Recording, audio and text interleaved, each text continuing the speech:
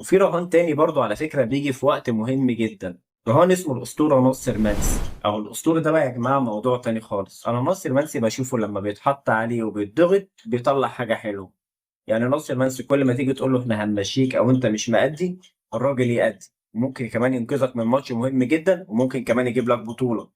ناصر منسي من الناس اللي ما ينفعش تاخد راحتها ابدا في الفريق، لان اول ما بياخد راحته بيبدا الدنيا عنده تسيب، والموضوع عنده يعني بيخش في حته الغرور شويتين. لكن ناصر منسي لما تحطه تحت ضغط وتهدده وتقول له على فكره انت كده اللي بتدمر كل اللي انت بنيته، تلاقي ناصر منسي على طول اتظبط والموضوع معاه اختلف تماما. فناصر منسي في الماتش اللي جاي ده هو ممكن يعمل لك حاجه مهمه جدا، لانه محطوط تحت ضغط كبير قوي. هو السبب في خساره ماتش الاهلي وان هو ما بيأديش اخر فتره بشكل كويس.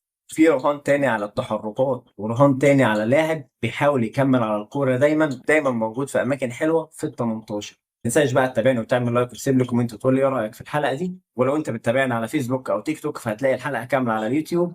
هستناكوا هناك. سلام.